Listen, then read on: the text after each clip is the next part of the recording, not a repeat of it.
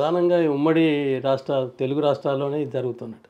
అట్లా ఏం లేదండి. తెలుగు రాష్ట్రాల్లో అంటే ఒకటి మీరు ఇక్కడ చూడాల్సిందేమిటంటే మొదటి నుంచి గూడా ఉమ్మడిగా ఉన్న ఆంధ్రప్రదేశ్‌లో గానీ, ఇప్పుడు తెలంగాణ, ఆంధ్రప్రదేశ్ రాష్ట్రాలు గానీ తీసుకున్నట్టయితే మీకు ఉత్తరప్రదేశ్ ఉన్నది.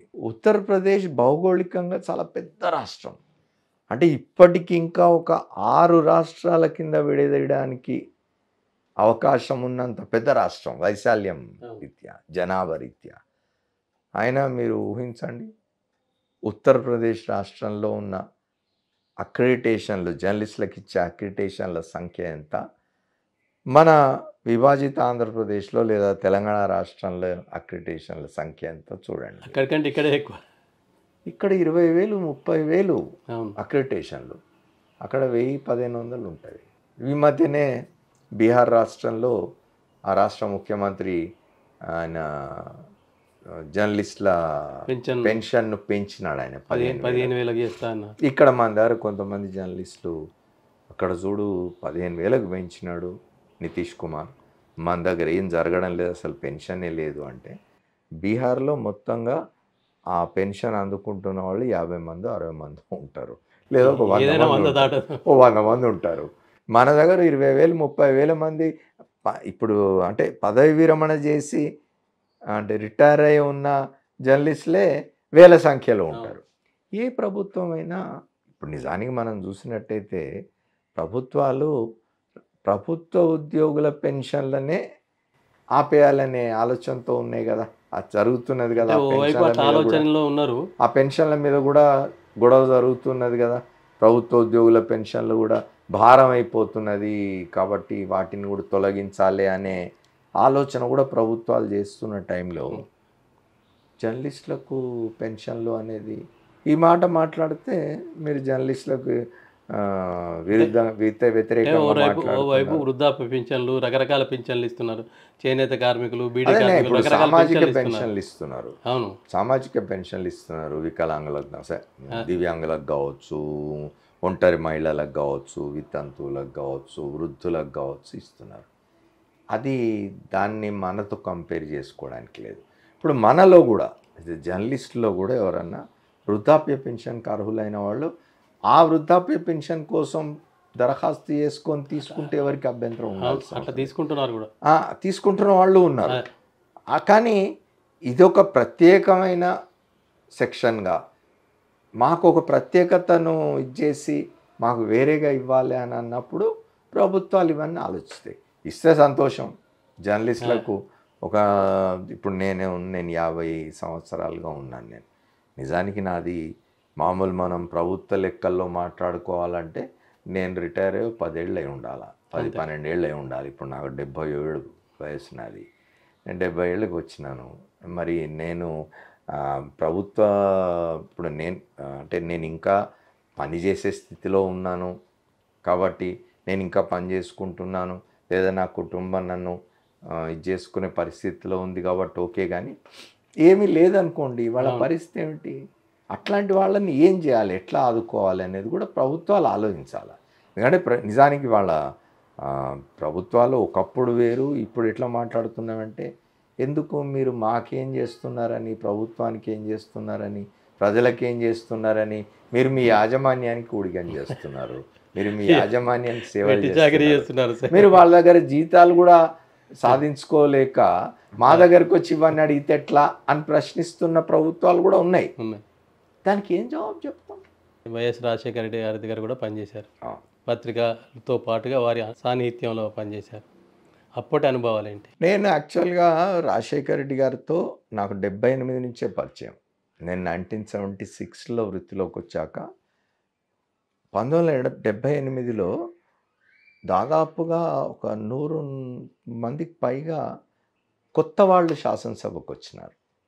అందులో రాజశేఖర రెడ్డి గారు, చంద్రబాబు నాయుడు లాంటి వాళ్ళు కూడా ఉన్నారు, అశోక్ గజపతిరాజు లాంటి వాళ్ళు, ఇట్లాంటి వాళ్ళు చాలామంది ఉన్నారు. నేను అప్పటి నుంచి వారిని గమనిస్తూ ఉన్నాను.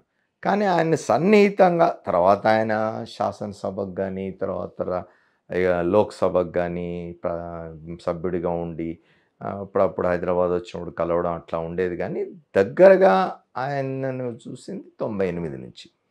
97, 98లో ఆయన ఇక్కడికి వచ్చి పిసిసి అధ్యక్షుడు కావడం, పిసిసి అధ్యక్షుడు అయిన తర్వాత 99 ఎన్నికల్లో ఆయన ప్రతిపక్ష నాయకుడు కావడం. అప్పటి నుంచి చాలా దగ్గరగా సన్నిహితంగా చూస్తున్నా. ఆయనకు కూడా నేను తెలుసు కాబట్టి కొంత మా ఇద్దరి మధ్య సాన్నిహిత్యం పెరిగింది. ఆ తర్వాత కాలంలో 2004లో ఆయన పాదయాత్ర సందర్భంగా కూడా నేను 2-3 సార్లు వెళ్ళి ఆయనని కలిసి ఆయనతో నడిచి వచ్చినాను కొంత. అంటే ఆయన ఉద్యమంలో భాగంగా కాదు, జర్నలిజం వృత్తి అవసరాల పరంగా పోయినాను. తర్వాత 2004లో ఆయన ముఖ్యమంత్రి కాగానే నన్ను ప్రెస్ అకాడమీ అధ్యక్షులుగా నియమించినారు. ఆయన గతించే వరకు, ఆయన చనిపోయే వరకు కూడా నేను ప్రెస్ అకాడమీ చైర్మన్గా పనిచేసినాను. చాలా భిన్నమైన రాజకీయ నాయకుడు ఆయన. మిగతా రాజకీయ నాయకులకు ఆయనకు పోలిక లేదు అసలు. సరే, ఆయన రాజకీయాలు చేయలేదా, లేకపోతే ఆయన మీద అవినీతి ఆరోపణలు లేవా, లేకపోతే ఆయన ఏమంటారు పార్టిజన్గా లేడా, ఇట్లాంటివన్నీ మాట్లాడవచ్చు. కానీ ఇవన్నీ ఉన్నా కూడా ఒకవేళ జనం పట్ల లేదా తన పార్టీ వారి పట్ల లేదా తనను కలిసే ప్రజల పట్ల ఇతరుల పట్ల ఆయన వివరించే తీరు చాలా, అంటే ఒక మానవత్వంతో కూడిన ఇది ఉండేది ఆయనలో. అందరితో చాలా స్నేహంగా ఉండేవాడు, అందరితో చాలా మర్యాదగా ఉండేవాడు. ఎవ్వరిని నొప్పించేవాడు కాదు ఆయన. ఆ లక్షణం రాజకీయ నాయకులందరికీ ఉండాల్సిన అవసరం ఉన్నది. ఇప్పుడు ఆయన రోజు ఉదయం తన ఇంటి ముందు ఎంతమంది ప్రజలు వచ్చి నిలబడి అంతమందిని వ్యక్తిగతంగా కలిసేవాడు. ఆయనతోనే ప్రారంభమైంది ఆ రోజుకి ఎంతమంది బయట నిలబడి అంతమంది దగ్గరికి తన అధికారులు వెళ్ళి నడుచుకుంటూ వాళ్ళని ఒక్కొక్కళ్ళని కలిసి వాళ్ళ మహజరు తీసుకొని వాళ్ళకు విజ్ఞప్తి ఏమిటో చూసి అవసరమైతే వాటి మీద ఇన్స్ట్రక్షన్స్ రాసి అధికారులకు ఇచ్చి అప్పటిదప్పుడు అవి ఇంప్లిమెంట్ అయ్యేట్టుగా చూసేవాడు ఆయన. అది ప్రతి ముఖ్యమంత్రి, ప్రతి రాజకీయ నాయకుడు నేర్చుకోవాల్సిన అవసరం.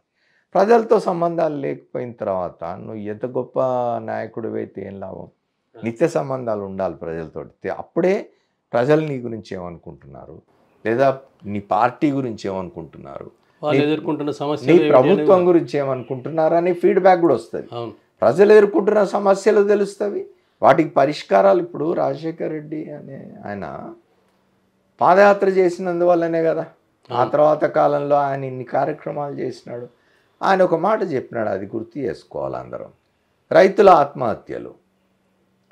ఆత్మహత్యలు చాలామంది ఏం మాట్లాడతారంటే వ్యవసాయం చేయడం కోసం అని చెప్పి అప్పులు చేసినాడు, ఎరువుల కోసం, లేకపోతే క్రిమి సంహారకాల కోసం, లేకపోతే విత్తనాల కోసం, దానికోసం అప్పులు చేసినాడు. అప్పులు చేసి పంట వేసినాడు, వర్షాలు పడకనో ఇంకోటో పంట పోయింది, 10,000-20,000 నష్టపోయినాడు. అందుకని ఆత్మహత్య చేసుకున్నాడు.